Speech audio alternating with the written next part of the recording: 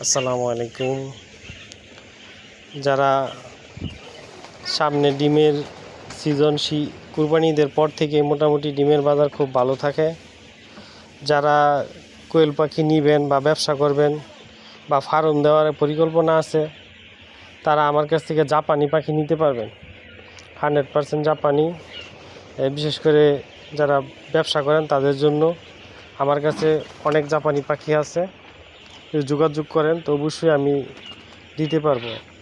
এবং কোয়েল পাখির অনেকে আমার ইউটিউব চ্যানেল থেকে অনেকে বলে যে রোগ সম্বন্ধে কিছু বলি। রোগ এলে এখন গরমের কারণে খাবারটা একবারে কম খায়, পানিটা বেশি খায় এবং পাখির ডিম কমে যায়। এই জন্য অনেকে বলে যে কিছু ডিম কমে যায় কেন।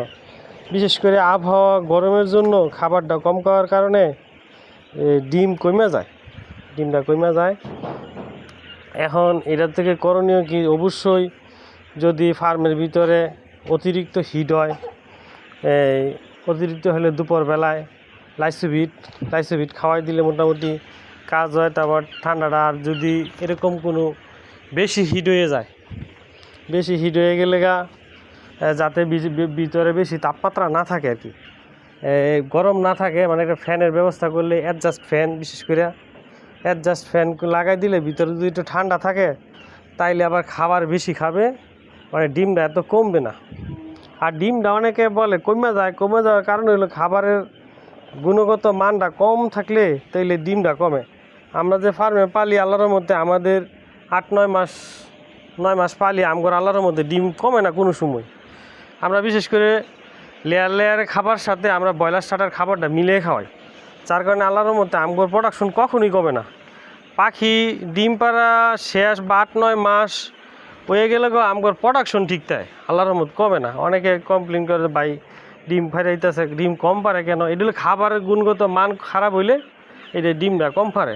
ইয়ার পরে ওষুধ সম্বন্ধে অনেকের ফার্ম ধ্বংস হয়ে জায়গা, রানীক্ষেত রোগে রানীক্ষেতের বাঁচার অনেকগুলো পরিচয়। বিশেষ করে ঠান্ডার দিকে রানীক্ষেত হয়, ঠান্ডাটা বুঝতে হইব। পাখিটা খাবার কম খায়, পাখিটা জিমায় খাবার কম খায়, তাইলে এটা মানে ঠান্ডার লক্ষণ।